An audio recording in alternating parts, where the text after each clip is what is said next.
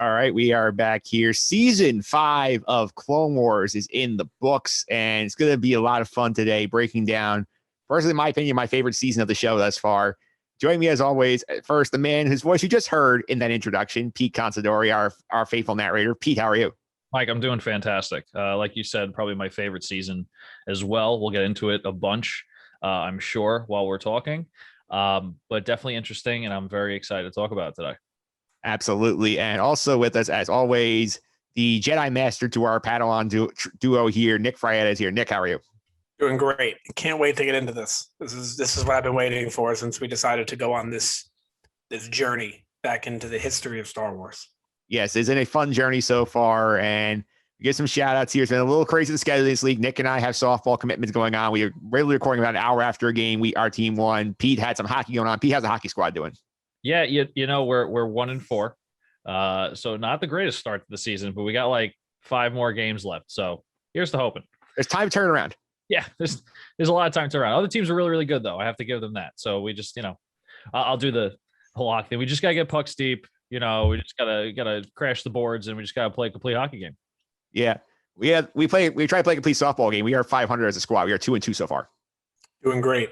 Very happy with the squad. Very happy with the squad so far. Yeah, but you guys are not here to hear us talk about our softball teams or the Pete's hockey team. So let's talk about the Star Wars here. In season 5 of Clone Wars, 20 episodes, last season to air on Cartoon Network after they canceled the show. And general thoughts, I want to start here. I think as we've all kind of said, this is our favorite season to watch so far. P, any general takes you want to start us out with? I mean, the first general take I have to have is, what was Cartoon Network thinking to cancel the show at this point, right? I can understand maybe after the second season, you're going, all right, this isn't really working out. We don't think it's going anywhere. But after the writing in this season and the development that happened this season, I really don't know what was going through their minds to cancel this. My top season for sure. A lot of stuff to get into, obviously, and we'll talk about that, about favorite story arcs and all the things we touch on this podcast. But what was Cartoon Network thinking here? Fair question there. I think, Nick, it's a question I want to say. It's like, obviously you think maybe it's a budgetary issue. Maybe say, okay, like we've had enough. The story, I think we'll get into it later. They led to that point where you could say, okay, the show could end here. It makes sense in terms of the actual story of the Star Wars universe and why, spoiler alert, Ahsoka is not there in episode 3 and beyond. So what do you think about it? What do you think in terms of that and any other general takeaways you have? I think this has something to do with the Disney purchase, because it was right after. It was right after Disney purchased them, and they said that I think they shifted their attention towards Rebels. And look, we're going to talk about the movie rankings when we get there, but I think there's a huge understanding that for whatever reason, Disney says if it's not the original trilogy, it's horrible. Anything prequel, they completely ignored, and this is prequel content. So as soon as they got in there, they said, no, we're ending this and we're putting out Rebels because people like that more. And we've all seen the sequel movies, and we know how much they took from the originals. And I think that's exactly what this is them coming in and saying, I'm not doing this prequel stuff. We're not doing this prequel stuff anymore. We're going right into original trilogy stuff. Yeah, it's certainly a fair point. I mean, I think, and obviously there are points in the season where I could see Cartoon Network also airing this and saying, hey, like maybe it's just not a good fit right now, but the ending kick is strong. I mean, there are points in the middle we'll definitely talk about that are issues, but I think in terms of just like a straight narrative, I thought it was probably the tightest they've done so far. Oh yeah. I mean, I don't think there's even going to be a debate when we have to rank our seasons here. This is by far the best season. Absolutely. Let's get into some of these arcs. I'm going to do something different here because this is also not, we're going to kind of go through each arc and its own being. There's only 5 of them. So I think it's easy to just touch on each of them instead of debating best, worst, or whatnot. So we're going to take the premiere, put it to the side because P, I'm sure you noticed there's a continuity error here because this was not supposed to air in that order because the Jedi was with Obi-Wan, the premiere, Ida Gilead is killed. The next episode you see her, she's right sitting on the Jedi Council. So another great job of continuity errors there. Fantastic job. Yeah. I'll be honest with you. The first time I saw it, I didn't pick up on it. I actually had to rewatch the first couple of episodes because I had started it, and then in pure Pete fashion, I hadn't watched for like a week and a half. So I was like, all right, it was only 2 episodes, and we rewatched them. And I was like, wait a minute, didn't they get killed? So yes, it was a really bad continuity error. A lot of mess ups in that aspect in this whole show and the chronological order of the show. I don't know if that was an issue because of Disney Plus when they put it on Disney Plus, if the chronological order got messed up. But I mean, technicality wise, there was a lot of continuity errors that I was seeing throughout the whole show that was just like cringy. There's a lot of audio continuity errors I didn't really like as well. Yeah, I think in terms of what happened there, I think it's one, Nick. I think it's like this. It's like season 4 ends. You got the great Darth Maul story, and they say, great, we want to go pick right back up with Darth Maul and see where it goes from here. And then they give you that story, and then if you say, okay, well, let's cut in the middle here because the other 3 episodes can kind of stand their own. But I think if they didn't give you that one shot of the Jedi who was killed sitting on the council's seat, you could have gotten away with this. Yeah, I just don't really understand it. Do you think maybe they think like, oh, this is just a weekly episodic television show? It's not really meant to have an over like a story that's ongoing throughout the series. That's what I'm thinking, maybe. But like, people clearly watched it. Like, I don't see why you would do it because they clearly did it on purpose. Like, they could easily change the order episodes come out.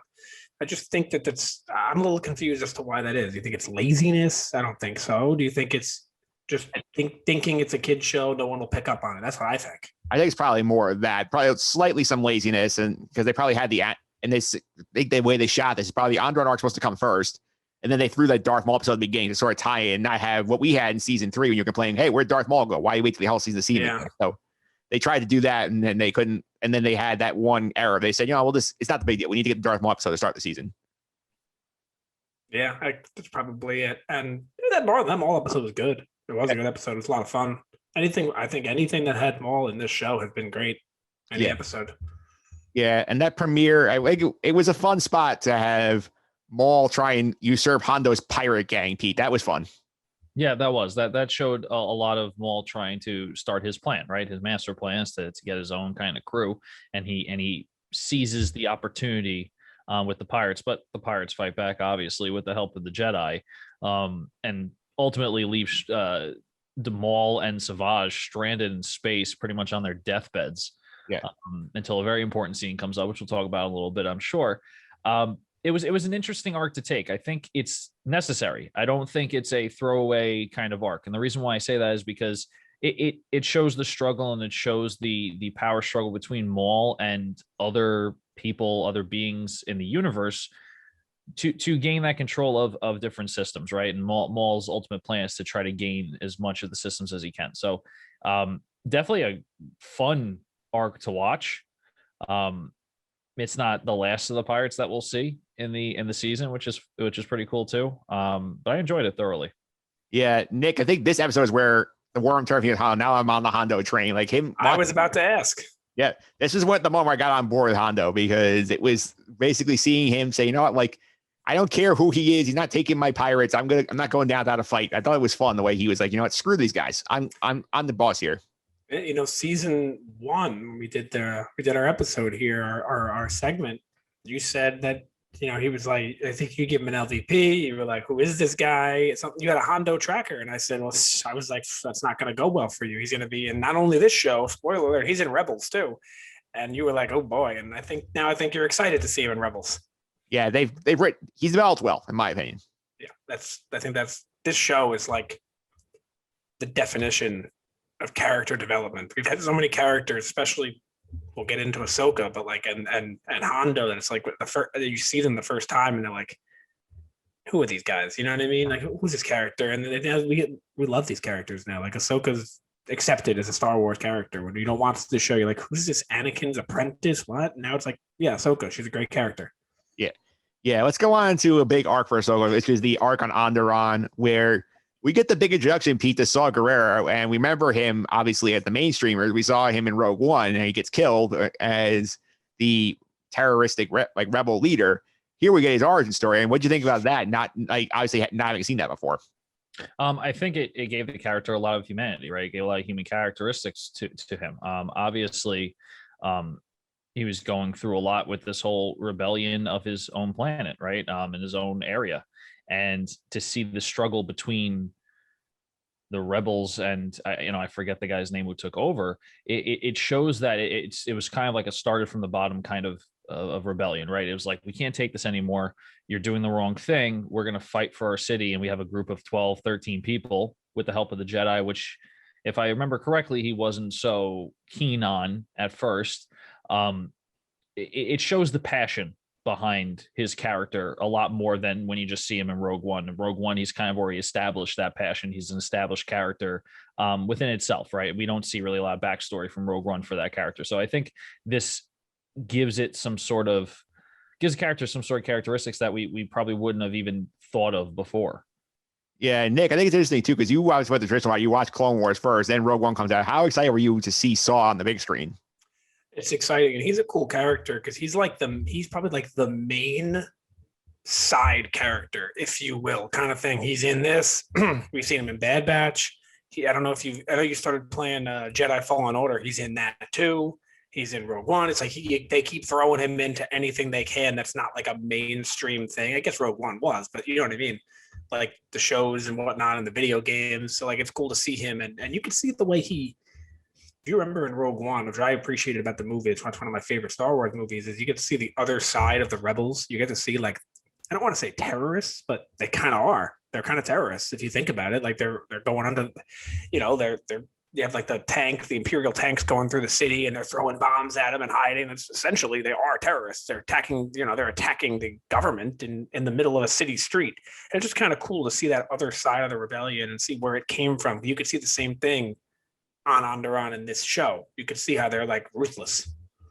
Yeah, for sure. And I think this arc was an interesting one because it was a big arc for Ahsoka because she basically gets left behind to supervise the rebels and make sure they're not going overhand. And it was a fun moral debate for her, Pete, to see like, how long am I supposed to sit back and just watch versus when am I supposed to intervene? I think that was a fun spot to see Ahsoka make these decisions. Oh, yeah. It was definitely a growing example of Ahsoka Tano. I think it was also a test for Ahsoka. I think leaving her there to teach and to advise and not to step in showed Ahsoka, at least to me, how not to be attached, to purely be objective and say, well, this is what you have to do, but I cannot get involved. This is not, my fight to fight. And I'm sure it's been said 80 times in this season when it came to that arc.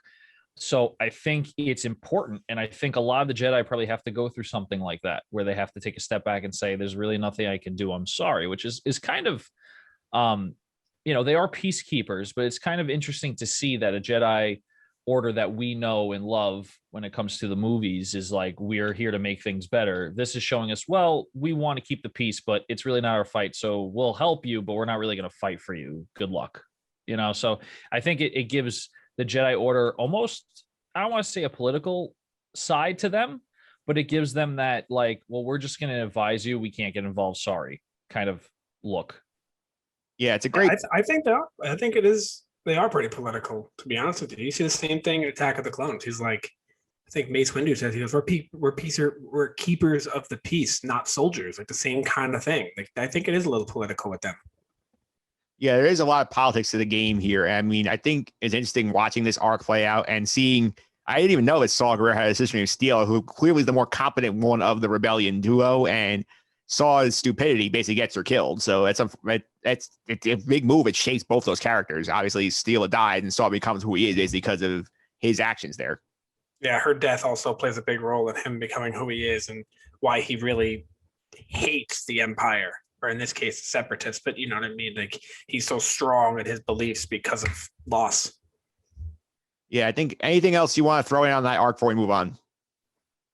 Nothing from me. Yeah, no, pretty much covered it. All right, that's the first big arc. The next two, I think we can kind of speed through a little bit. The Younglings, I will say, when I saw it was 4 episodes of Younglings, I'm like, oh boy, this is going to be bad. But you know what? I actually kind of enjoyed this one. I thought it was, for what it was, it could have been a lot worse. I thought there were some fun moments. I thought I was confused where the hell Yoda went after the first episode when he's tells them to find the crystal. He disappears, you never see him again. But Nick, I know you're not a big fan of it. What is your issue with the Younglings? It doesn't show us anything that we don't know except, oh, this is how they make their lightsabers. It's like there's no new information here. Trust me, I like this arc more than the droid arc, but this is like, it's just kind of boring. Again, I think for what they did, like tell me they're doing a Youngling arc, I'm like disappointed, but for a Youngling arc, it was fine. I didn't dislike it for a Youngling arc, but why are we doing a Youngling arc? Yeah, why are we doing a droid arc? Why are we doing a Youngling arc? I don't write the show. I don't know what arc would fit better instead. That's not my job, but I can tell you it wasn't this. Yeah.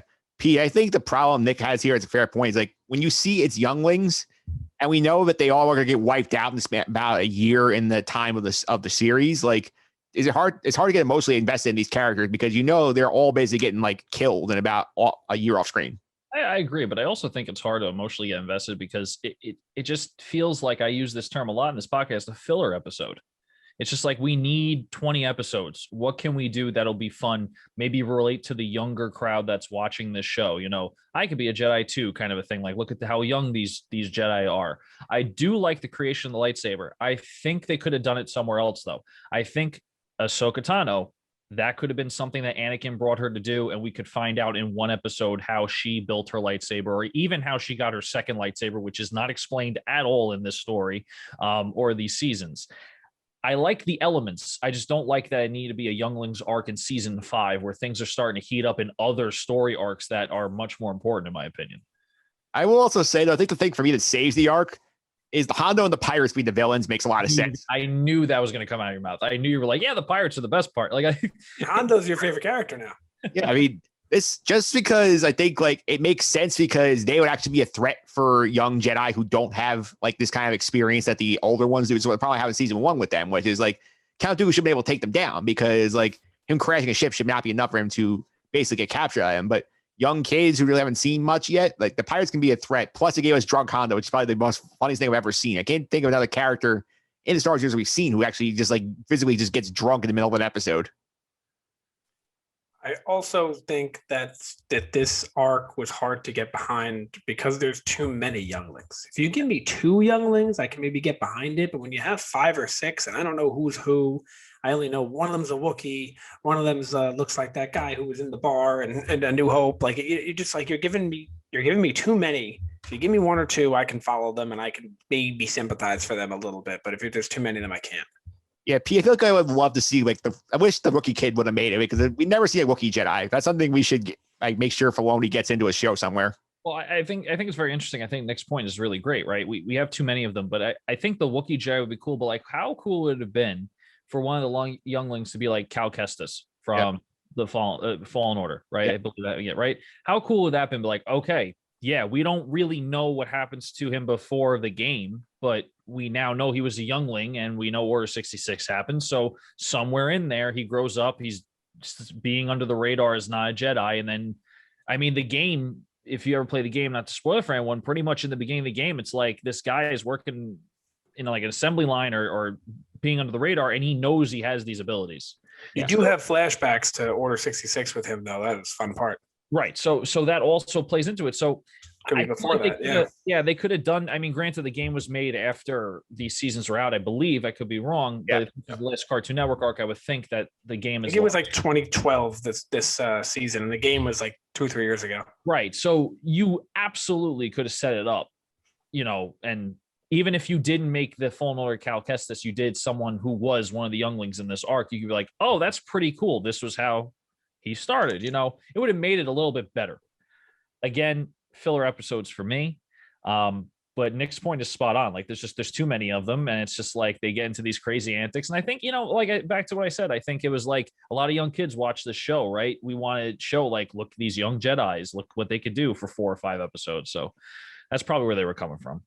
Yeah, well, I mean, for me, the pirates save it. The next arc is irredeemably bad, which is we decide we need to spend 4 episodes following 5 droids, and an arrogant commander who thinks he's like the hottest shit on the planet because he got assigned to lead a task force of droids to steal a data chip. Like, we spent 4 episodes with him, and this, to me, I think is the worst 4-episode stretch of television I've seen in a very long time because, as you said, and Nick has done this last year with the droid arcs, is like the problem is like you have unique characters who can talk and R2 beeps and boops all the time. So then we get stuck with the 2 characters who can talk are this arrogant little like alien guy who decides that I'm Meebar Gascon. I'm gonna be the greatest commander we've ever seen, and the whack droid who is like the biggest slapstick comedy character I've ever seen, which it just didn't work. And we wasted 4 episodes on this garbage. 4 episodes in a 20 episode season too. 20% of our episodes were R2D2 beeping and bopping. With Meebar and Whack arguing the whole way through. And Youngling's 4 episodes too. So 8 out of our 20 episodes were in these 2 arcs. But yeah, awful. Yeah, like awful. I probably worse than as you said, the worst. You said the worst stretch of television you've seen in some time. Definitely worse than the other droid arcs too. Pete, I know you want to say something. I can see you're just like seething about this arc. It's got to be fanfare, right? At this point, the producers are probably like, everyone wants to see R2D2. Okay, then you got the odd couple with the Colonel and that one droid. Right, just going back and forth. Fine, you get a little haha there. The episode where they found the lost clone, where they were just roaming a blank planet, I wanted to shoot myself. I was like, "What am I watching? This is so boring. You could do this right when they land, and the city's right there. They don't have to traverse the whole freaking planet." I think I fell asleep during it, honestly, sitting up at my desk watching the freaking thing. Yeah. I get it. But I don't. I get it from a business standpoint. Hey, it's R2D2. But like from a watching standpoint and and who knows? These producers are working for Cartoon Network. They're not. I don't think they're probably invested in like Star Wars lore. They're just like, we want to make a fun Star Wars show for the kid. Oh, it was so much crap. I can't. I'm really hoping that with the shorter seasons, the 13 episode seasons that are coming in 6 and 7, they don't have to worry about filler crap episodes like watching some frog tell a droid what to do for about 2 hours. I don't think I can handle it anymore. I really don't think so. No, I'm like Nick. It's what, 3 straight seasons now. We had a significant droid arc in it. Yeah, 3. It's always a droid arc, and I don't get it. I don't want any more of them. They're horrible, and they also these are the episodes that when I watched, I'm barely paying attention. I have my laptop up. I'm trying so hard to pay attention and I can't. And the way I've been watching them now, it just makes more sense for me. I know, Mike, you like to do 2 a day. Pete, you like to binge it. I like to watch an arc at a time. So I'll sit down, I'll watch an entire arc. It's like watching a movie kind of thing. And then I'll wait a day or 2 or a couple days even, and I'll watch another arc. And this day was just the worst. It was the worst day. Yeah, I can only imagine having to watch all 4 of them in a row. That's just awful. That's how I've been doing it recently. I do enjoy doing that more because I think I pick up the arc a little bit more. But oh my god, this arc was painful that morning to watch it. I've never had to take a mental health day after what I felt like I was exhausted. I was like, I can't, I don't want to watch the rest of the season now because if we're gonna do this crap for the rest of the season, I don't want to do it. But also, it's one of those things rip the Band-Aid off, just get through it. You kind of have to. Yeah, I bet you $1,000. I bet you $1,000 if Nick and I didn't even watch the droid arc, it wouldn't have even mattered for this show. It would just been it sucked, and then that's the end of it. There's nothing to talk about with it. The only cool aspect of it was they found this lost clone who's I have amnesia. Oh, I remember now. I'm with this seasoned hardcore soldier, and then he just starts fighting off 80 people at once out overnight. I'm like, okay, this is okay. And the worst part, we don't have to do it again, guys. Yeah. We did it.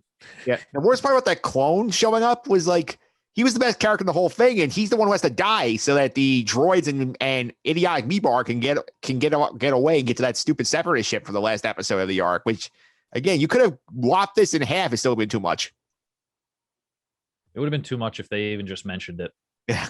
If they just said we're gonna have a droid arc, even if they didn't put it in the show, that's already too much. So Nick, here's your choice now. This is your Sophie's choice here. 4-episode arc.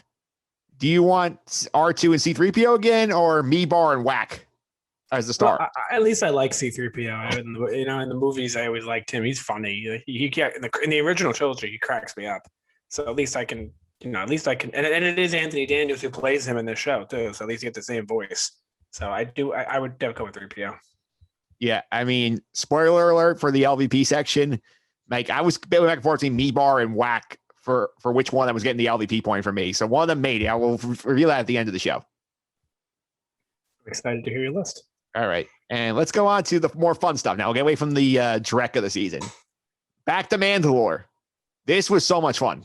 And we got to see Darth Maul's master plan come into form. The Death Watch pick up him and Savage in space to make the deal to stage the coup on Mandalore. They basically overthrow the government. Pre Vizsla gets killed by Maul. Maul reinstalls Almec as a puppet governor and basically sets the Criminal Empire up. He gets his revenge on Obi-Wan because he kills Satine, because that's Satine. And this was the stuff Yes, this is like going from like the lows of the droid arc to the highs of this arc. I'm like, my goodness, this is the show I was wanting to watch. This is, in my opinion, the second best arc in the entire show. Yeah. The only arc that's better is the final arc.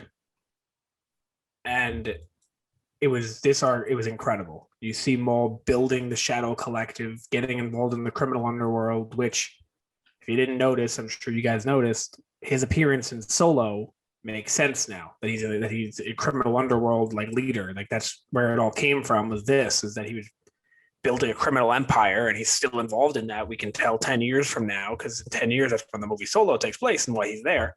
So this is him building that empire, and you see it happening in front of your eyes. And the Darksaber, you know, that's why we're watching this show. The Darksaber and Bo-Katan and Ahsoka is the reason we're watching this show, because they were all in The Mandalorian.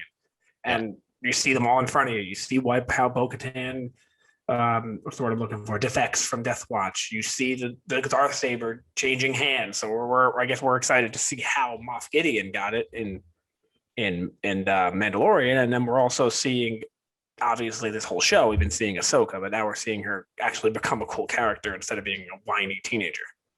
Yeah, and Pete, I think the highlight of the entire arc was, like, besides watching Maul's machinations, the fight at the end between Savage, Maul, and Palpatine is by far, I think, the best lightsaber fight I've seen in the show.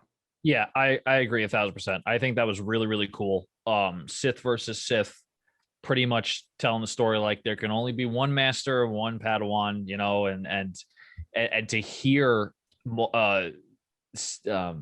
Darth Sidious be like, I have plans for you, and keep him alive, when he could have totally just murdered him. Could have told, like, he had him beat dead to rights, like he was done.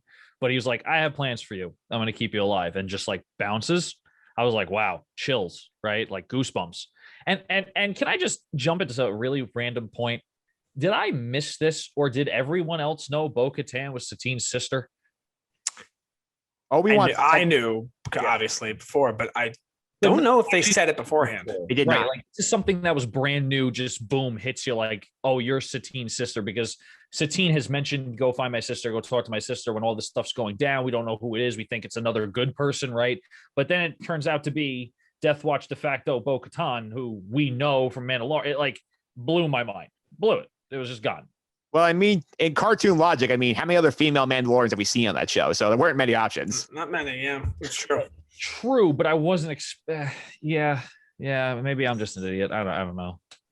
And once they said sister, I'm like, oh, is it Bo-Katan? Because like we haven't seen a female Mandalorian yet. I didn't make that connection at all. Also, just random. You made a random point. I'll make one too. The way that Palpatine killed Savage was just awesome. How he like had the lightsabers facing backwards and just went back into him. That was just so cool to see. I feel like every time, even in the sequels, as much as I don't like them, the sequels and the prequels and the shows, everything, they always find a new way to like kill someone with a lightsaber. And it's always cool, like in episode 8, like when Kylo caught the lightsaber, just turned it on, turned it off real quick to kill that last guard. Like that was awesome. It's always cool to see like a cool ending to a battle. Yeah, I think that's true. I think it's a fantastic point. And I think I want to say too, Obi-Wan gets punked so hard this arc because he just gets owned by Darth Maul this entire season. It's something for him to do, at least. As I mentioned before, when we first meet him in episode 1, when he dies in episode 4, when we see his ghost in episode 6, he's the same person, morally speaking. Right. At least this is something for him, to not just say, this is him from episode 1, this is him in episode 6. Like, this is the exact same thing. You know what I mean? Yeah, and at least he's in the season. I mean, Anakin's barely there. Right. Well, I think it's interesting if I can just add something in here that Obi-Wan Kenobi, I think in this kind of arc is fighting off emotion, I think, more than politics or going by the book. Obi-Wan's always this straight and narrow by the book guy. We've talked about it extensively on this podcast. This is, I think, one of the first and maybe only times, and I could be wrong because I haven't seen the rest of the seasons, but this is like the first and only times we see Obi-Wan like, oh crap, it's Satine. All right, we gotta go do something, even though he shouldn't be involved and everything like that. So at least we get that human side to Obi-Wan in the series. Yeah, agreed. I think fantastic arc overall. We followed up with the fantastic arc again in the final 4 episodes of the season, where the Jedi Temple gets bombed, Ahsoka gets framed for it, and we find out that it's that Barriss, the who was her friend from season 2, is the one who did the bombing. At the end of the day, like the Jedi don't believe her. They basically set her out to be executed before Anakin's revealing the truth, and then coming back to save the day in a sense. And Ahsoka says, you know what? In no other words, F you, I'm leaving. I'm not coming back. And I think power move, respect that. And I think a phenomenal arc for the show. And you could see like in Anakin's face, like this is a moment, like we talk about a couple of moments where he's going the other way. This is a moment where the Jedi Order loses a lot of points for him.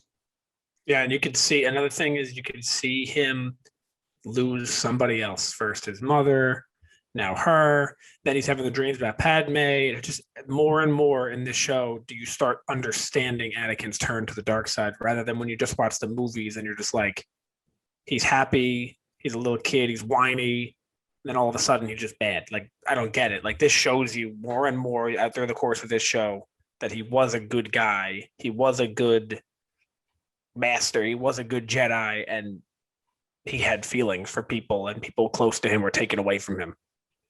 Yeah, for sure. And Pete, what did you think about this arc?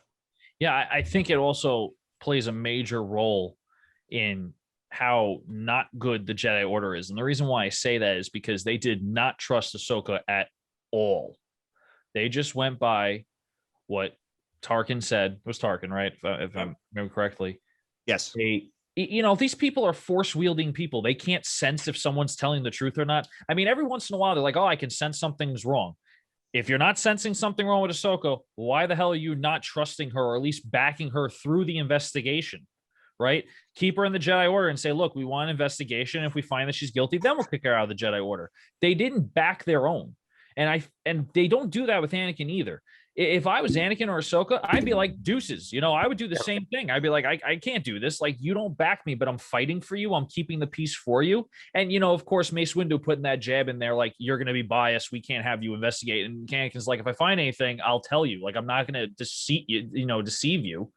He just has to keep putting those jabs in. I mean, if you're working for someone who just keeps making you feel like you're not important at the job, or you're not doing the job, or that you can't trust you leave the job. You're done.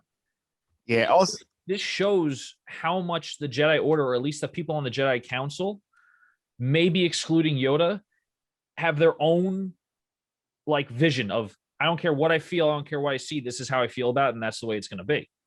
Yeah, and great point we brought before in this podcast, like the continued distrust of Anakin from Mace Windu is rears his head again in that arc. And then I also want to dock the Jedi Council here, because the person who bombed the temple was wandering around the temple for about like 4 days, and none of them figured out that she was responsible, which I don't understand. Anything. No one sensed anything. It was something that George Lucas did, I want to say in episode 1, where I think people picked up on that. Like, these people are Jedi, they should know what's going on. Where he just says the dark side clouds everything. So she was a dark side user.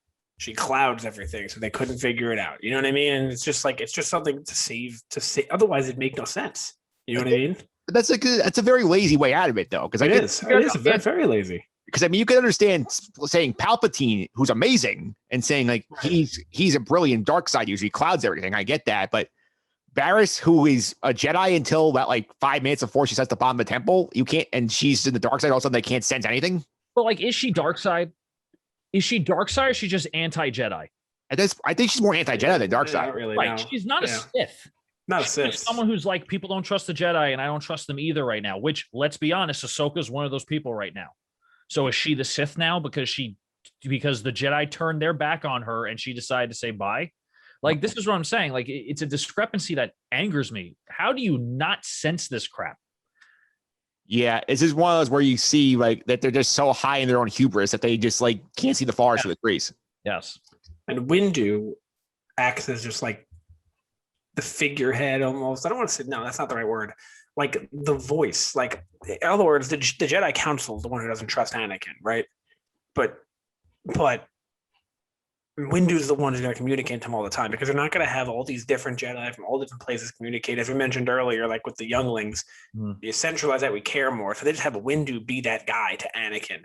So it's the entire council who doesn't have trust for Anakin, but it's really Windu, the one who it looks like has no trust for him, because he's the voice, if you will. Yeah, for sure. And in terms of how this ends, and this is the episode ends with Ahsoka basically saying, I can't do this. I have to leave. And that's the last we see of her in the season. And Anakin looks like heartbroken by this. Do you think if we had not have season 6 or season 7 of this show, Nick, do you think this could have worked as the finale of Clone Wars?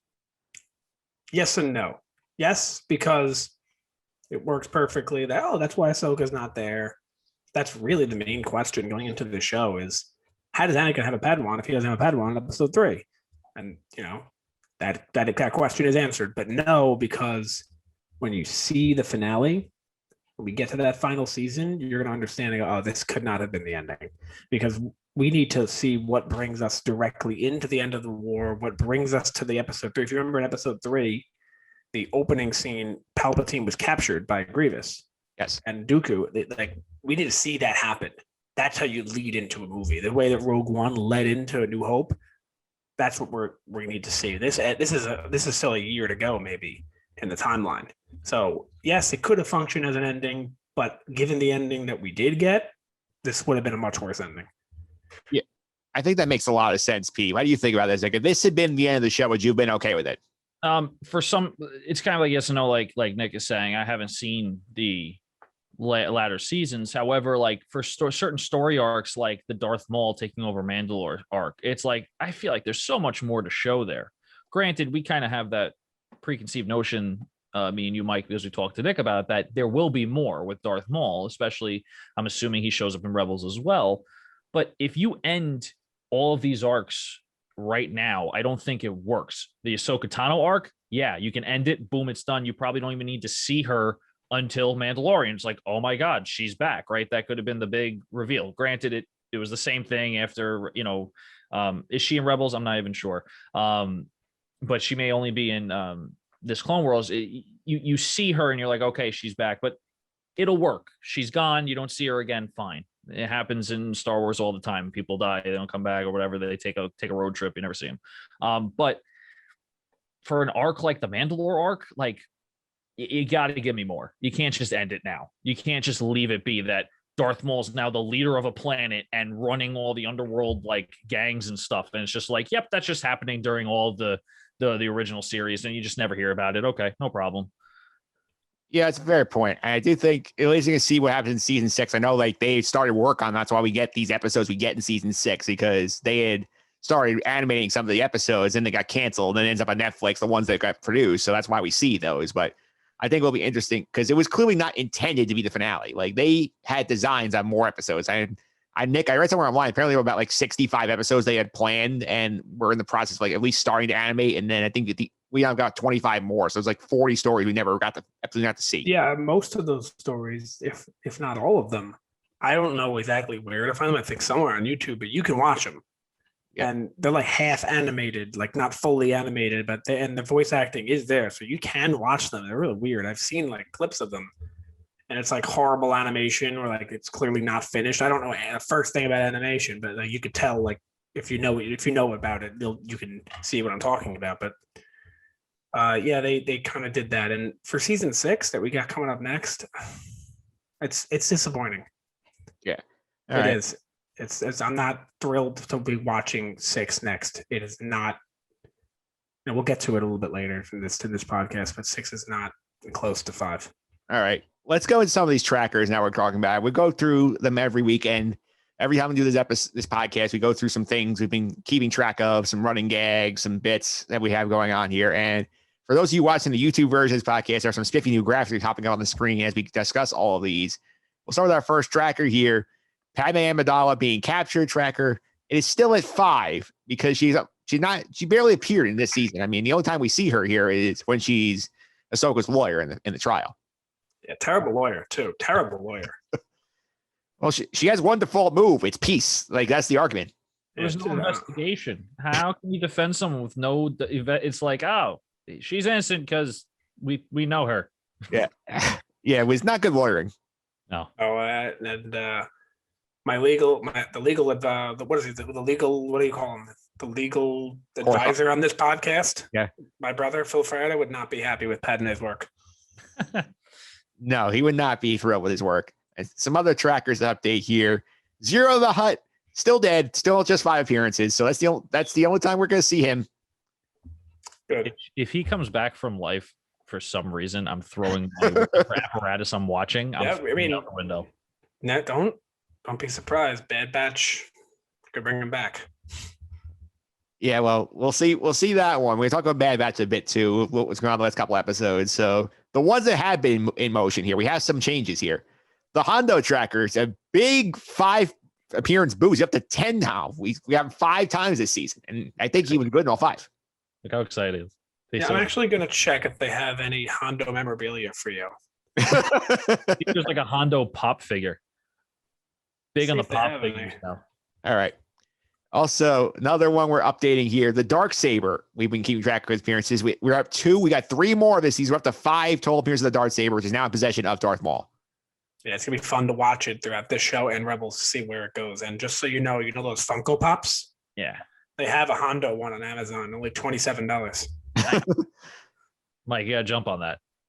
Yeah, we'll see about that one. So can I ask a quick question about Maul that we're talking about him and the Darksaber? Yeah. Is there a reason why he doesn't go back to a dual saber setup? Actually, is it because Savage has it? Pay attention, because if you remember in Solo, when he ignites his lightsaber for no reason at all, except just so there can be a lightsaber in the movie, he has a dual lightsaber. Okay. That's 10 years in time, or 9 years at this time. So in 9 years' time, he will have a dual lightsaber. So let's keep our eyes open. Okay. Right, we'll keep an eye on when that dual lightsaber pops up. And I'm not saying that as like, oh, keep your eyes open, it's going to happen. Like, I'm saying that as I don't remember. They might show it, they might not. Let's keep our eyes open to see if they do show that. And that's so interesting with Bad Batch, and we'll get to it in a minute. I think some of these characters, if we see them pop up in Bad Batch, because this is chronically, I mean, Darth Maul still floating around in Bad Batch time period. You have like Hondo floating around. I would actually see us seeing some of these guys down the road in that show. I'd be interested in seeing some other characters. It's going to be tough with the voices, but I'd be interested in seeing some other characters too, like Lando. You see Lando Calrissian in Rebels, spoiler alert. Yeah. He might be a little too young at this point to see him, but characters, there are a lot of other characters we could see, and they could definitely bring characters from Rebels in to Bad Batch. They already did with the opening scene, which we'll get to when we start watching Rebels, but they can do that based on the timeline. Bring some characters from Rebels in, or maybe even Solo. Yeah. And our last tracker of the bunch, the Bo-Katan tracker, which we started in season 4, it has picked up 3 more appearances. She's got the 4 spots appearing in the show so far. So the Bo-Katan tracker is going to start getting a workout now, I think, as we start going forward here. Yeah, and if you remember when we did I want to say it was the Mandalorian finale podcast, I put it in quotes. I did this with my fingers. I said, people think of her as a good guy. She's not a good guy. Remember, I said this specifically. And I think we can all see that now. Like, she's in Death Watch. She's not a good guy by any means. She's only teaming up with Obi-Wan at this point because the enemy of my enemy is my friend. You know what I mean? Yeah, she's more of an anti-hero. Yeah, so now you get a better sense of her when you watch her in The Mandalorian. Like, we would just think, like, oh my God, she's the one from the Clone Wars. She must be a good guy. Like, I'm rooting for her. She's never going to screw over the Mandalorian or Din Djarin, but now you can kind of see where she's coming from and how she acts and why she acts the way she does in that show. All right.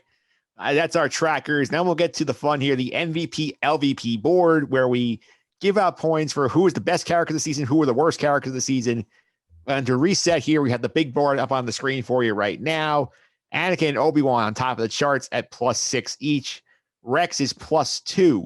Cad Bane +1. Padme +1. Ahsoka +1. Jar Jar Binks, thanks to me, +1.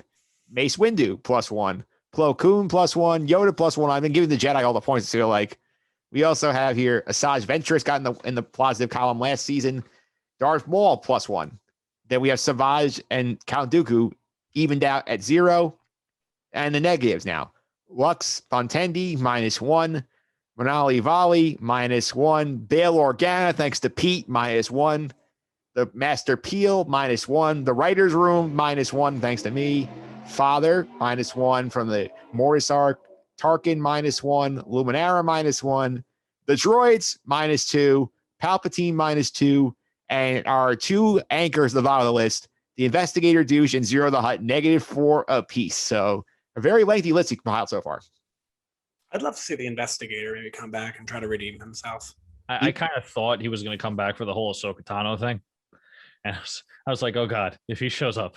It would have been a good spot for him, guys. It would have. Just like show up again, like, hello, I'm investigating this. I believe he's done, though. I believe we're not going to see him anymore in any Star Wars media.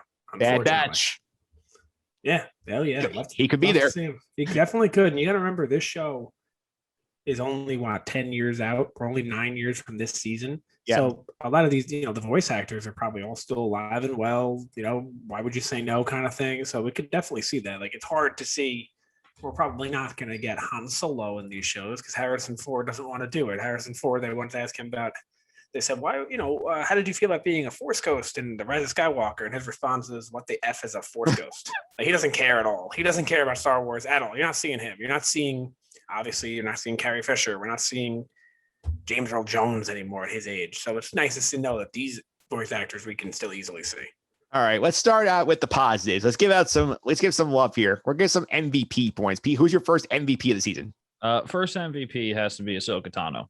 A lot of growth, a lot of maturity, and honestly, I applaud her for leaving the Jedi Order and not wanting to come back. The Jedi had their kind of tail between their legs going, oh, we were wrong. You can come back. And I do not blame her at all to be like, nope, sorry. If you don't trust me, I don't trust you. I'm done. So MVP point for her. I think I'm gonna go right there with you. I'm gonna give one to Ahsoka again. She's did a good job in underarm. She does a lot of good work and the legwork of trying to prove her innocence, and she gives the critical information to Anakin that he's able to find Barriss and get her off the hook here. Plus, she does a good job like sheltering the younglings here through the pirate situation. So points for me there. Nick, first out MVP for you. Same. Also Ahsoka. I just feel like watching her now. I feel like I'm watching a more mature woman. I'm watching a really well thought out and drawn out character. I'm not watching a whiny teenager anymore. And like I'm rooting for her when I'm watching her, and I respect her. Yeah. And that's a big +3 for Ahsoka. Now it's +4 overall. So she's closing in on the leaderboard here. Let's go now back to Pete. Pete, who's your next MVP of the season? I'm going to give the next MVP to Darth Maul. Huge story point around Darth Maul. Gains leadership of Mandalore, gains the leadership of all these black market and underground gangs. Even though he's a Sith, big player in this season, so he gets an MVP point.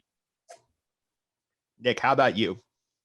Same. And I do want to point out, I don't want to sound annoying, but I feel like there's no way that I can say this without sounding extremely annoying. We have to refer to him as Maul from now on, not Darth Maul. True. Because he is no longer part of that. But true. But he's awesome. This character was awesome in episode 1. I mentioned this before, like when we were all 10 years old and he turned on his lightsaber and two-sided, we're all going crazy in the movie theater, but he didn't have any lines. He wasn't a character. He was just a really cool looking guy. Now he's a character and he's really good at it. He's a badass. He doesn't take any crap from anybody. And like he just challenges Vizsla, dominates him. And also interesting thing, I know, Mike, we discussed this already. Pete, I don't know if you noticed, Pre Vizsla is voiced by Jon Favreau. Oh, no. That was his first step into the Star Wars universe. So maybe give it a listen again and you go back, see if you can pick it up. Yeah, I also will say, to back up your points here, I'm not giving Maul an MVP, but he was on my honorable mention list, because again, he also owns Obi-Wan completely during this season, because he basically like punks him on the first planet or Hondo has to save his bacon, and then the second one he kills Satine and says, "I'm gonna make you live with it and live with the fact that you had to watch the woman you love die at my hand and sit there and suffer." I think that he did a good job getting his revenge there. Yeah, he mentally played with him. Yeah. All right. My next MVP point, I'm giving it to Palpatine, just because Palpatine, we don't get much of him. But at the end of that Mandalore arc, we see that scene. He from across the galaxy, he senses Darth Maul is up to something. Gets out a ship, flies to Mandalore, kicks their ass, kills Savage, and basically tortures Maul into submission, saying, "You are not a threat to me. You're alive, and I'm letting you be alive," like Pete said. So complete ownership of the situation. Palpatine just asserts why he is the Sith master, and he gets a point from me. He gets my third point too. Same here. Yeah. So same reasons you mentioned, Mike, pretty much. He's showing why that this entire Clone War is It's orchestrated by him. He's a mastermind. He can battle too. He's not just the brains. He's also can prove it on the battlefield, if you will. And all around a fantastic character in Star Wars, and we didn't get enough of it in the show, and now we are. Yeah, I think that's a good job there, and I think I still have one to go here. I'm gonna try and be a little different here because I thought about giving one to the younglings as a group for helping save Ahsoka from the pirates, and also pointing out to Anakin when he's about to get killed by Varys in the finale. But I'm not gonna give the younglings a point just because I don't want to give them credit for that arc. I'm giving Bo-Katan a point for being smart enough not to bend the knee to Darth Maul. I think knowing that, like, hey, this is not going to work out well for me. I'm getting out of here. I'm giving her not Darth Maul. Maul. It's hard. It's so hard. It's like him as Darth Maul your whole life as a kid. It's like Darth Maul. It's just like, but you're right. His Wikipedia page is not Darth Maul. It's Maul. You're right. It's to take a lot of training. Call him Mr. Maul from now on. Mr. Maul. I like that. Sir Maul. Sir Maul. Yeah. Yeah, we knighted him. God. Yeah, so anyway, I'll give Bo-Katan the point because I'll get her on the board. I feel like that was a good job on her part to get the hell out of there and get some troops and not just fall in line with Maul. Mm-hmm. All right, now the fun begins. Quick question before you get to the LVPs. Just I know this has nothing to do with anything. This is really just a matter of how old the actress is and whatnot. How old do you guys think Bo-Katan is in these Clone Wars episodes? I would guess about 20. I think younger, to be honest with you. Okay. I think probably like 16. I saw a meme about this. Yeah, because she's like about 35 in Mandalorian, and it's like how many years of a difference? Isn't it like crazy years difference? Isn't it like 50 years it's 19 plus 5. I think it's about 30 years. So 30 years. So if she's 30 in even if she's 20 in Clone Wars, she's 50 in Mandalorian. She's not like 50. Yeah, she looks late 30s probably. Yeah, max, like absolute max. So I feel like she's like probably like 15, 16 in the show. I guess. I mean, you have to put it. I mean, I can tell you guys right now. Oh yeah, well we have the power of the internet. I'm a one click away. Bo-Katan. You know what? I can't tell you. It's not listed. Yeah, that's why I said it's a good question because if live action looks the way she does, 30 years later, 35 years later, she's got to be a teenager in the show. Yeah, for it to be chronologically correct. Yeah, I would think so. Because I mean, I felt like Pre Vizsla was like significantly older than her. Yeah, it was it definitely a meme I saw somewhere. I'm like, yeah, you're right. Shouldn't she be like 50 if that's the case? Like it was very eye-opening. The best source I can find is IGN says we assume she's in her early 20s. In the Clone Wars, that is, which would make her in her early 50s. So Mandalorian, which they dropped the ball on that real quick. But I mean, they matched the character model pretty well when it came to a live action actress. But yeah, and it was the same actress, which was nice. Right, but and she's only 41. The actress. Yeah, because Katie Sackhoff voiced her in Clone Wars, and then they brought her back in live action.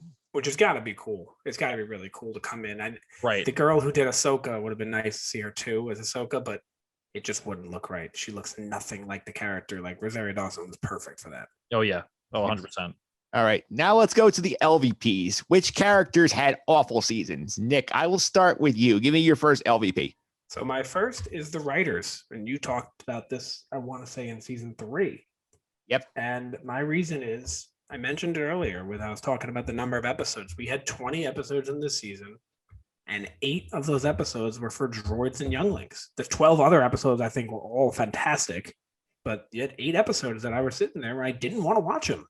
I'm like, why am I doing this? This is like, I'm going to text Mike and tell him I'm not doing this season for the podcast, And they put them back to back, too. Yeah, that's a long time to go without interesting content. Yeah. If you're watching this on TV, that's 8 weeks. That's 2 months. Yeah, that's not good. All right. Pete, your first LVP. I'm gonna go with Nick. I think our LVPs are gonna match up. Nick and I from our MVPs matching up. I'm gonna go with the writers as well, and also Cartoon Network as a whole for canceling it after this season. Hey, they may cancel it because of that freaking 2-month stretch of crap content. I mean, who knows? But yeah, it has to be with production and with the writers. Too many fillers. Figure out something to draw out those more major important arcs. There's a lot of lore out there. There's a lot of characters out there that you could make useful, and they just went for the fanfare of, hey, look, a droid. Yeah, I think I opened the door to the writers, and now they are 1 point ahead of Zero and Investigator Douche for the bottom of the list. So I do just want to say, based on just a quick Google search, a little bit of information, it looks like Cartoon Network did not have anything to do with the cancellation. It was Lucasfilm and Disney. Oh, and I think I mean, obviously I don't know, but I think I'm right about what I said, where I think they were trying to move away from prequel era content. It makes sense.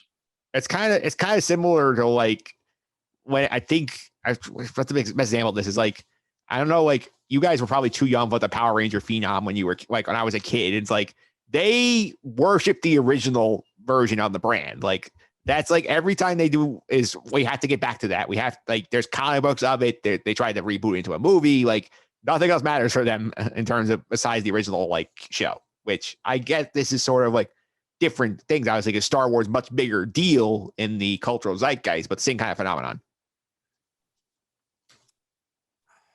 Yeah, and I really wish that didn't happen because when do we plan on doing our movie ranking anyway? July. I've been writing my arguments up already. All right, let's go. I'm gonna start off here. I'm gonna give you the easy one right away. I was debating between Meebar, Gascon, and Whack for the LEP. I gave it to Gascon just because the character is supposed to be some sort of military genius.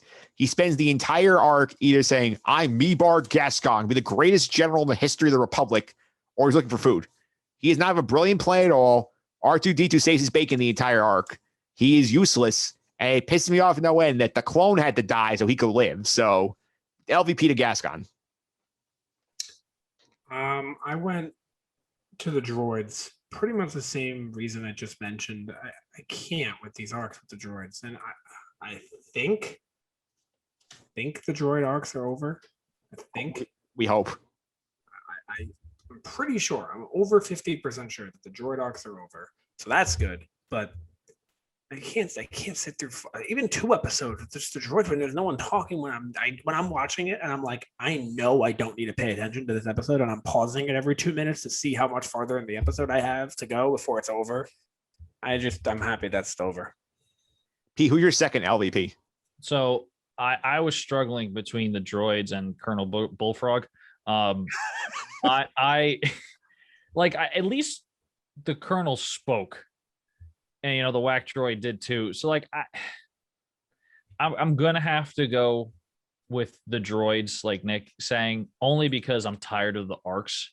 And granted, that could fall on the writers as well, but like they add no sort of content that's meaningful. They add entertainment. I'll put it there, right? So the Whack droid, hysterical with his dry slapstick kind of humor. Hysterical, I'm putting lightly because of the context of the show. There's nothing that sits there and is making me laugh out loud for an hour, but it has to be the droids. Yeah, so we've done a lot of work on the droid arc. I'm going to start and push us in a different direction here. My second point, I'm going to take one off of Obi-Wan here because he had a terrible season because Darth Maul runs circles around him. He has his Jedi partner killed when he go on the mission in episode 1, try and catch him. Duchess Satine gets killed. He basically walks right into a track. He's thinking emotionally, not logically. Obi-Wan loses a point for me because he had a very, very bad season. You're kicking him when he's down. Let the guy breathe a little bit, huh? Like everyone around him's getting killed and you're giving him minus points in your LVP. He had a bad season. What am I supposed to do? Yeah, non-existent season on top of that too. Yeah. I mean, he was barely in it. Yeah, go ahead, Mike. When he was there, he was not good. Like Anakin was not there, but like there was no like he was there, but like it wasn't adding anything to it. That's what I meant. Like not actually on screen. Yeah, I mean he's in a handful of episodes and he gets his lunch handed to him every one. So my last LVP includes Obi-Wan, I guess, but it's the Jedi Council, and it's because of their obvious lack of trust, lack of vision, lack of sensing, which you'd never thought you'd say with a Jedi.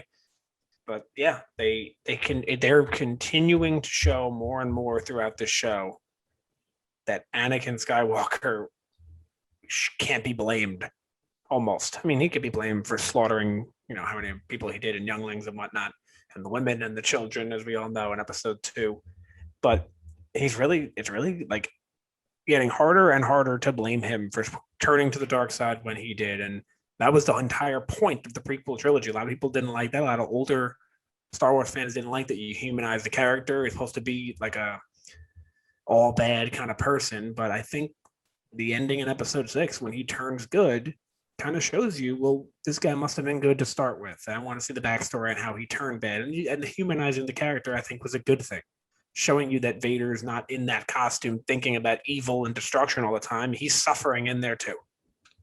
Yeah, I'm going to go right there with you and give up and dock the council a point, because their performance this season was pretty pitiful. I mean, the fact that you said, we had this argument earlier about like how they not sensed that Barriss was a traitor when she was right there in the temple with them. Now she's off on another planet plotting this. Like the fact they don't believe Ahsoka, they're very stubborn, they're very high on their horse, and you understand why they're going to get their comeuppance in episode 3. So they're getting the second, my final LVP point. So Pete, where are you going to wrap this up? So I went more specific. I am very disappointed in Yoda. Yoda is going to get my LVP. He is supposed to be the most powerful Jedi at that time. Granted, Anakin is also arguably the most powerful Jedi.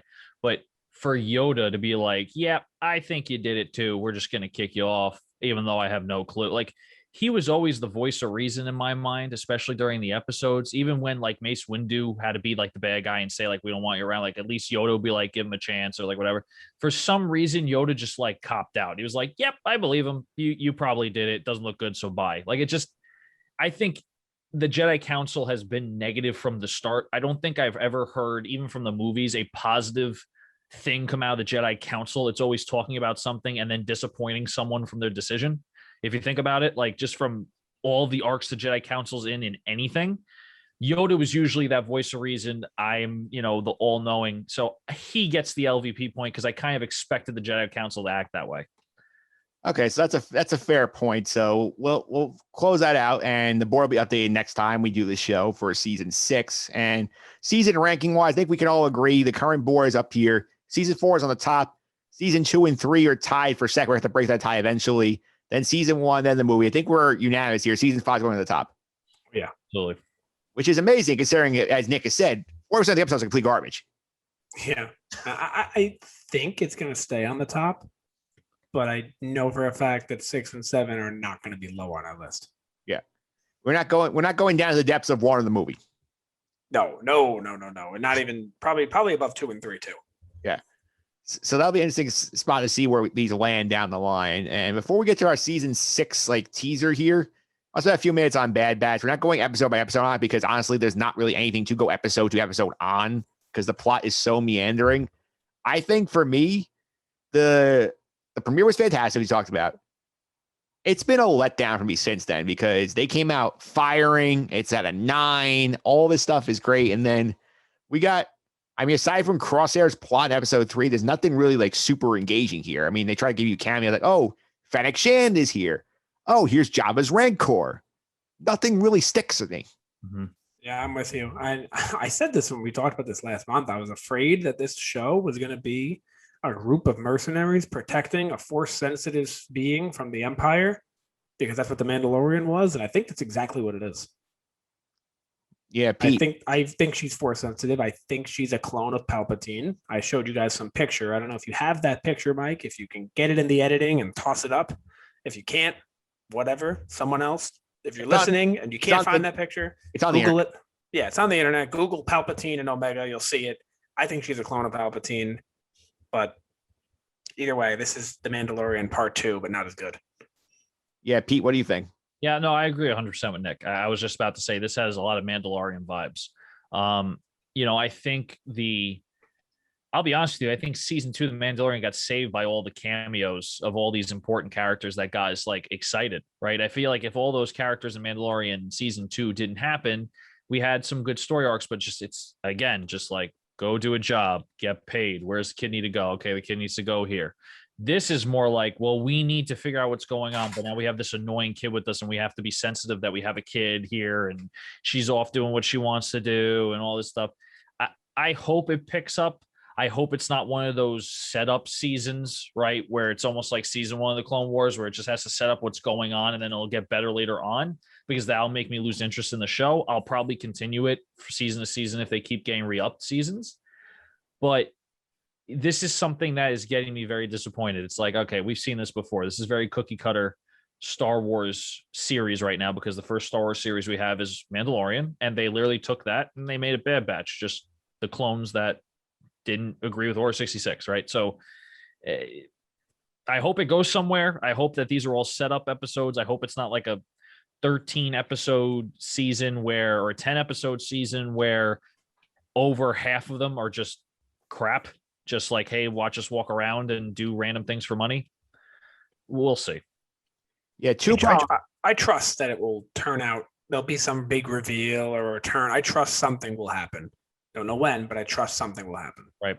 Yeah, there's 2 problems I've seen so far. I think number one is like the difference between this and Mando, as far as at least you had some character development for Mando.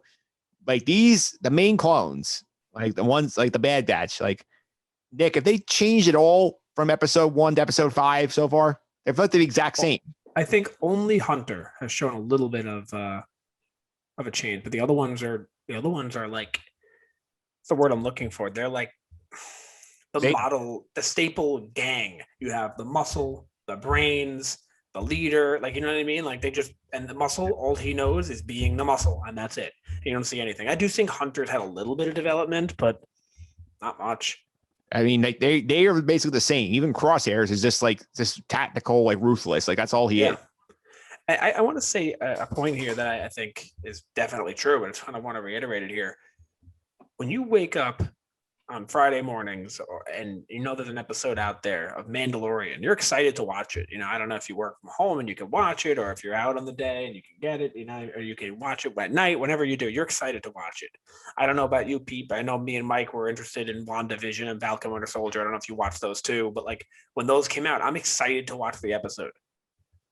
Tomorrow, I'm going to be like, oh, there's a Bad Batch I have to watch. I don't even want to watch it.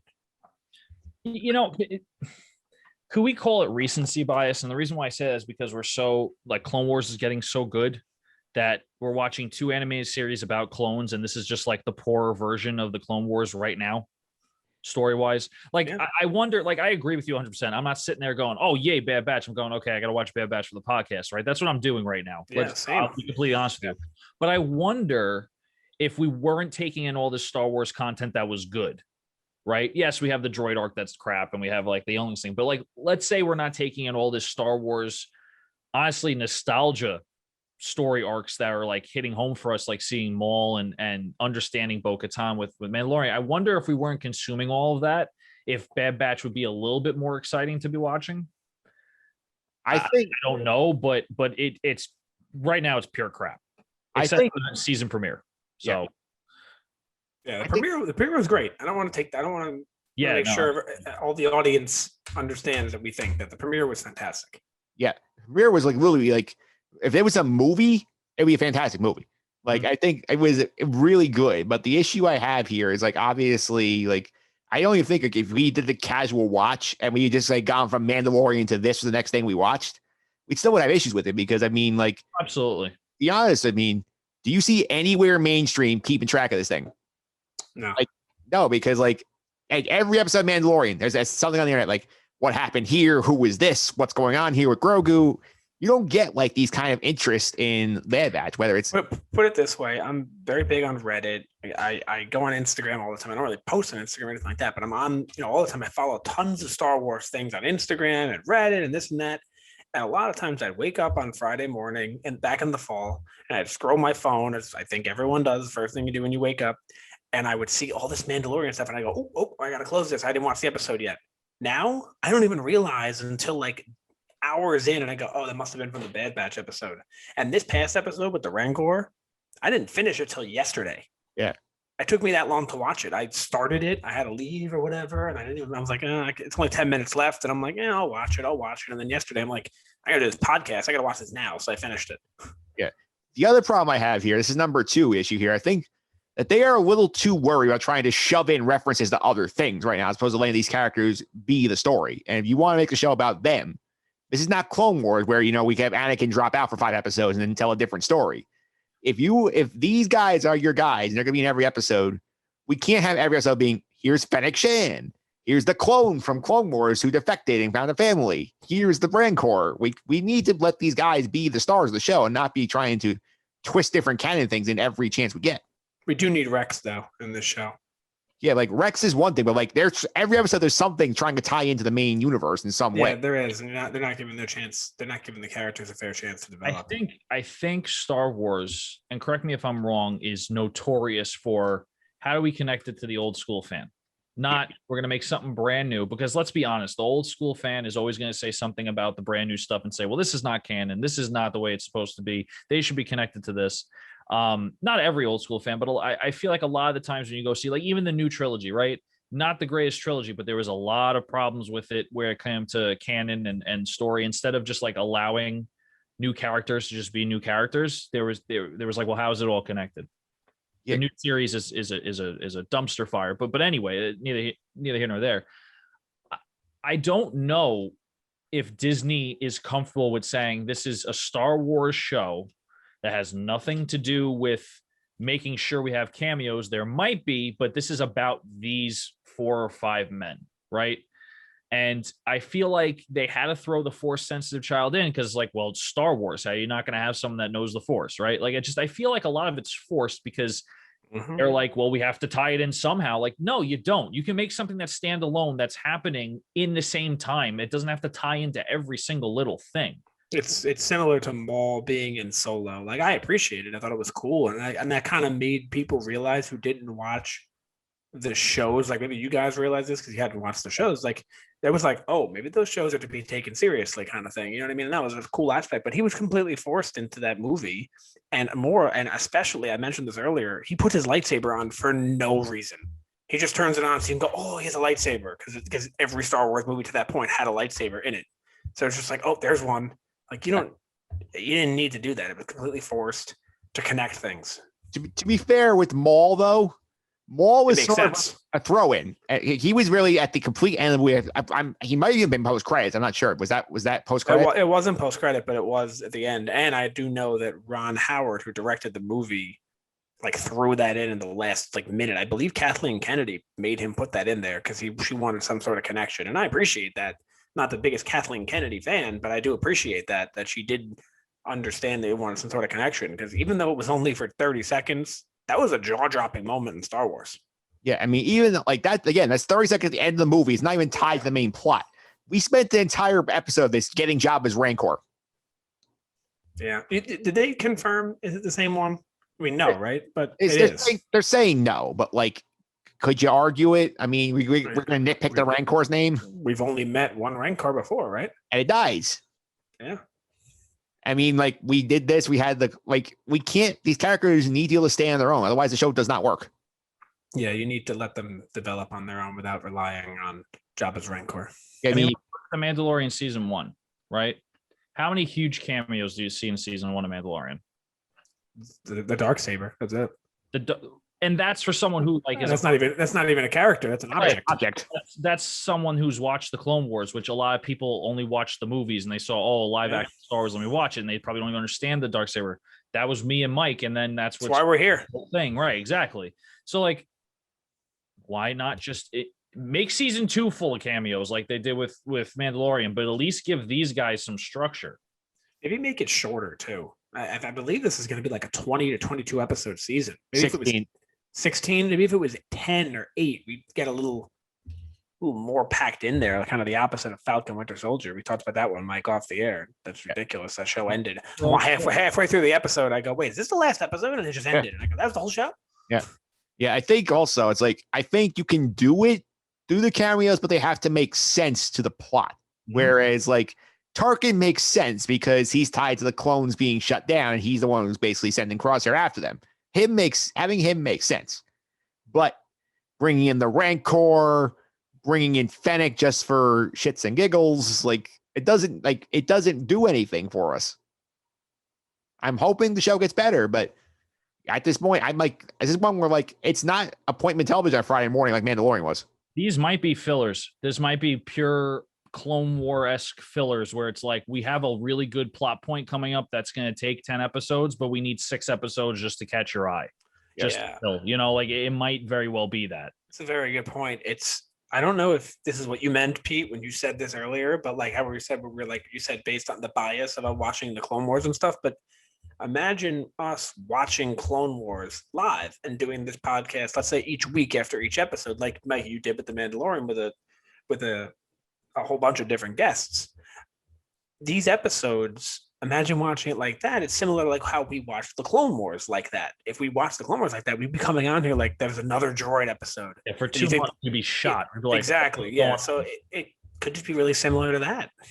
That's why we're not doing it weekly, because I'm sort of like seeing in chunks like what happens here. And I think that's the big issue is like what happens with, okay, we have stuff going on with the droids, with the clones themselves. And I think the issue is just, it's a matter of, I think they're trying to build to something.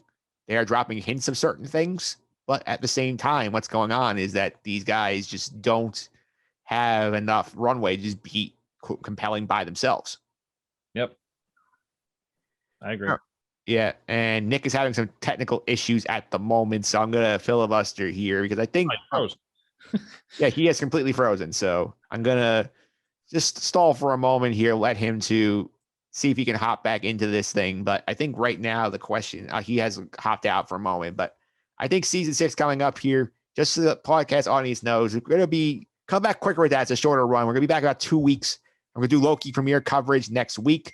And then I think that show, Sandro, is coming on next week to do the recap of that, maybe of the premiere. We're going to do season 6. We're going to do season 7 again in a couple of weeks. And then we're going to do the long-awaited movie rankings. So that's going to be fun, similar to the Marvel Cinematic Universe format.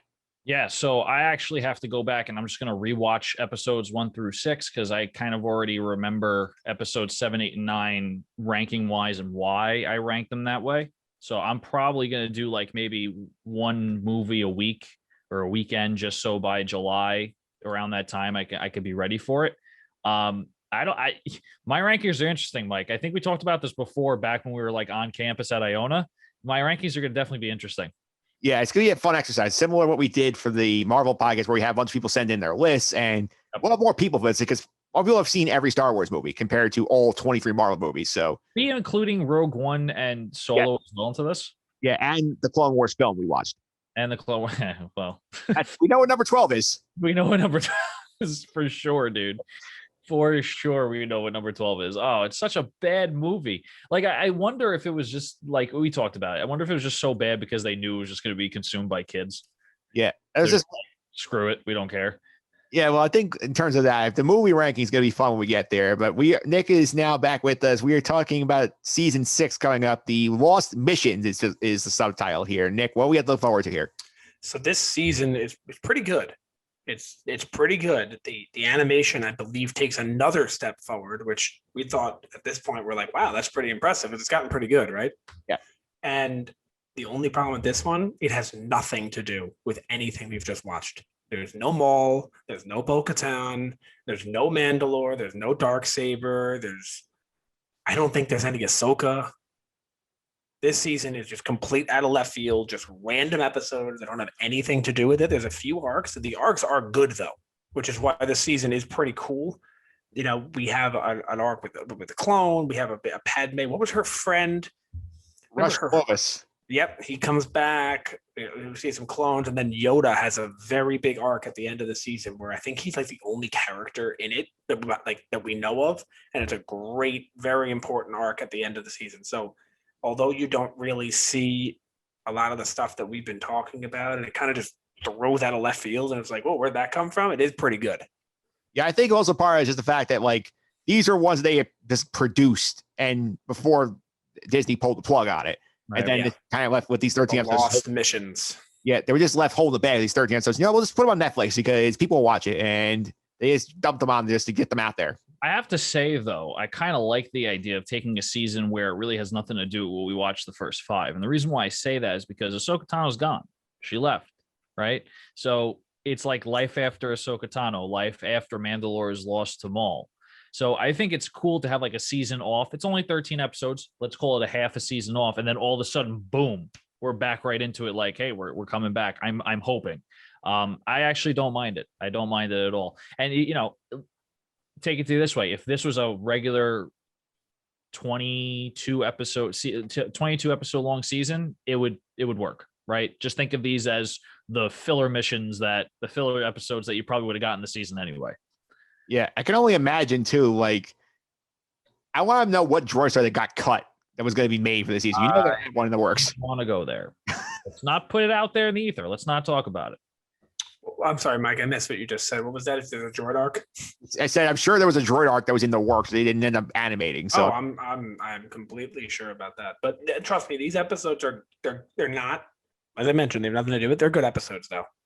They're fun. And Pete, as you said, like we take a little break and then go back, bang. We definitely go back, bang, because season 7, the last 4 episodes are like the greatest 4 episodes that I've ever watched in animated television. Absolutely. It's a good place to wrap it up here. I want to thank you guys for coming on. You'll get a chance to plug social media. Pete, how can you follow us on Twitter if they want to keep up with you? At PJ Consadori 29. I retweet these podcasts so you can see them. A lot of Rangers stuff, a lot of hockey stuff. If your softball team has a Twitter, I'll retweet some stuff there too. Yeah. And Nick has Twitter, but he's not ready to reveal it publicly yet. But if you leave your handles in the YouTube comments here, he will follow you. I will also be revealing soon. We do not know. Maybe after season 7. We are debating this. Like, Nick has not decided yet. He is toying with the idea. And then once we do reveal, there'll be some retweets similar to what Pete does. Be doing the same. So a lot of softball stuff too. We'll tweet out the lineup every night, stuff like that. That's cool. They'll give you some inside information. Yeah. All right. We'll let you know the stats after the game. Yeah, absolutely. Thanks again, guys. I appreciate it. Thanks, Mike. A lot of fun. Can't wait to be back.